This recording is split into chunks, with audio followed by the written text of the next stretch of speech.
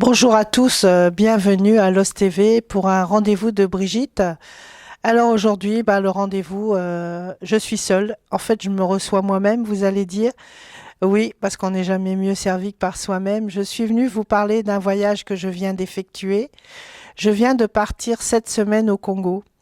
Un voyage en tant que directrice de la communication pour l'IFMV, c'est-à-dire l'Institut de formation au métier de la ville, et en tant que présidente du Cercle des Amis du Congo-Brazzaville.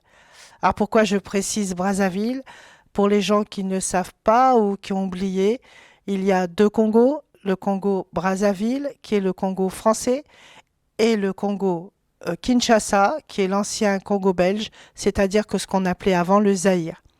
Donc moi, j'étais partie au Congo-Brazzaville, un pays de, on va dire, 325 000 kilomètres carrés, un petit peu plus de 6 millions d'habitants. Donc vous voyez, un beau pays avec très peu de gens, mais des gens magnifiques. J'ai eu la chance de découvrir un peuple, le sourire. C'est ce qui m'a frappé en arrivant là-bas, c'est qu'ils n'ont peut-être pas grand-chose, mais ils ont un sourire et ils vous sourient toujours. Et ils ont toujours le sourire. Et même s'ils ont rien, pour eux, tout va bien. C'est le bonheur, c'est la joie de vivre que l'on rencontre à chaque coin de rue. Alors ma première semaine, je l'ai passée à Brazzaville, qui est la capitale du pays. Brazzaville, où j'ai eu la chance de rencontrer des personnes magnifiques. D'abord des gens du peuple, des petites gens comme nous, et aussi d'autres personnalités. Le directeur de Télé Congo, qui m'a fait passer à l'émission Matin Bonheur, où Ghislaine m'a reçu dans son émission avec qui pendant 1 heure nous avons partagé cet écran où nous avons bien rigolé, partagé nos expériences, etc. Ensuite, j'ai rencontré Albert, qui est le directeur du journal La Semaine africaine, un journal très connu là-bas qui paraît un peu partout. Et voilà, il m'a interviewé et nous avons partagé beaucoup de choses. Et puis, bien entendu, à chaque fois, j'ai récupéré les besoins, puisque là-bas, ils font beaucoup de choses avec pas grand-chose et ils ont des besoins. Par exemple, ce journal, je lui ai promis d'essayer d'aller voir des imprimeurs qui auraient du matériel d'imprimerie dont ils ne se serviraient plus, afin de les aider à imprimer leurs journaux un petit peu plus facilement. La télé, c'est pareil. Le Télé Congo, ce n'est pas TF1, mais c'est une superbe télé avec qui on a partagé un super moment, avec qui j'ai partagé plusieurs émissions d'ailleurs. Et c'est pas fini. Alors j'ai rencontré aussi des maires, Jean-Marie Odemba, le maire d'Emfilou. J'ai rencontré le maire de Mungali. J'ai rencontré Madame Makosso, la chef de cabinet, ma copine Karine, une autre chef de cabinet.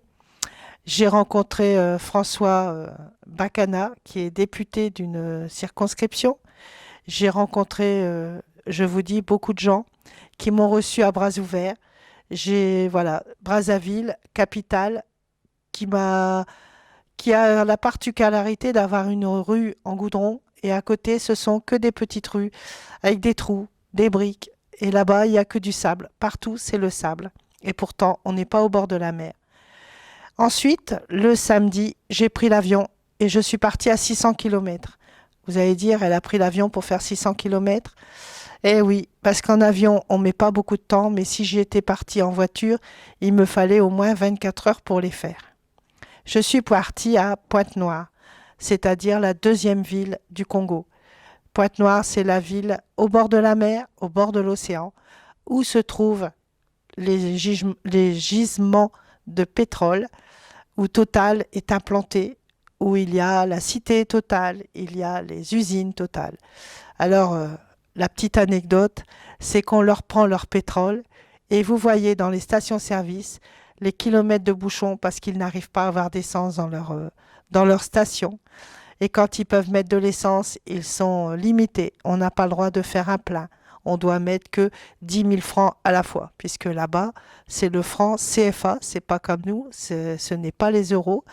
À savoir que pour 100 euros, vous avez 65 000 francs CFA. Savoir aussi que le budget moyen d'un Congolais, dans le meilleur des cas, il gagne 80 000 francs CFA par mois. Réfléchissez bien, 80 000 francs CFA pour vivre, faire vivre une famille quand vous avez payé votre loyer. Pour manger, il ne reste pas grand-chose. Heureusement, la vie là-bas, c'est différent d'ici, puisque dans les rues, un peu partout, il y a tous les commerces qu'on peut imaginer, puisque là-bas, c'est pas, on ne paye pas de taxes pour vendre. On met une table devant chez soi, on fabrique à manger dans sa cuisine, on le vend sur la table et tout le monde vient acheter. Vous pouvez acheter les beignets que maman a fait, vous pouvez acheter le saka qu'elle a cuisiné, ou alors le manioc qu'elle a été cueillir dans les champs la nuit, elle vous le vend sur son seuil de porte, ou les oranges qu'ils ont été cueillir dans les champs la nuit, on vous les revend sur le trottoir. Tous ces fruits, tous ces légumes qui ont été cueillis, c'est voilà, ils revendent, c'est leur façon de pouvoir se nourrir, de pouvoir vivre. Même les bouteilles d'eau, puisque là-bas, pour boire, il faut absolument prendre que des bouteilles fermées en plastique, ne pas boire l'eau qui se trouve dans les puits ou qui sort du robinet.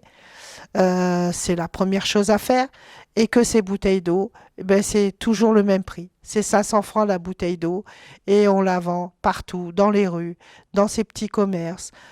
Oui, il y a une grande surface à Brazzaville, à Pointe-Noire, qui est une grande marque française, mais là-bas, ils appellent ça le magasin des Blancs.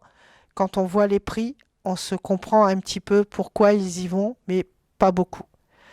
Alors, à Pointe-Noire, j'ai rencontré le père Christian, le père Alain Loemba, qui m'ont accueilli, qui m'ont hébergé à la paroisse Saint-Pierre. J'ai participé à une messe, enfin à plusieurs messes, où j'ai eu l'immense plaisir de voir une cathédrale remplie de plus de 1 000 personnes, euh, trop petite pour accueillir tout le monde. Donc on met des chaises dehors, les gens assistent à la messe dehors avec des haut-parleurs, puisque là-bas, la foi, c'est complètement l'opposé d'ici. Les gens ont la foi, la messe c'est tous les jours, les gens vont à la messe tous les jours. Et il y a la messe des malades, et on bénit l'eau pour les malades.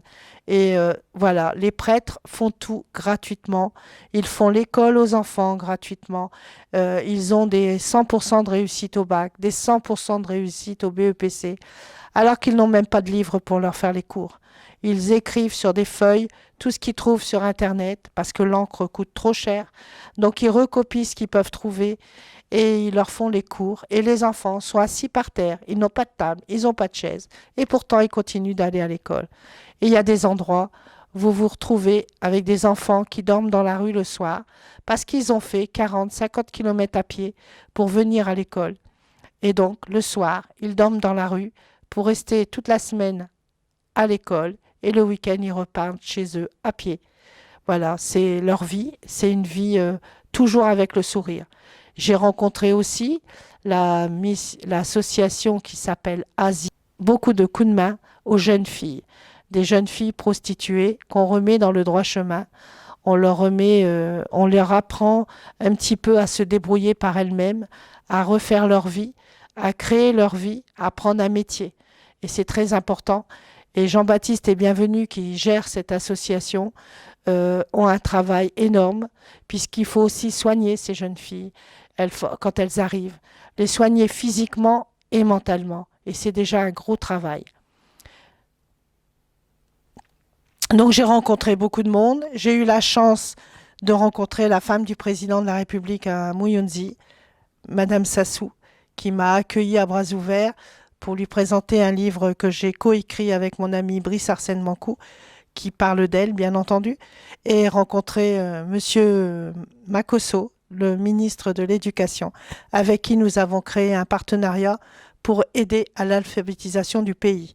Nous avons mis en place à plusieurs endroits du pays des ateliers de couture où nous allons envoyer des machines à coudre.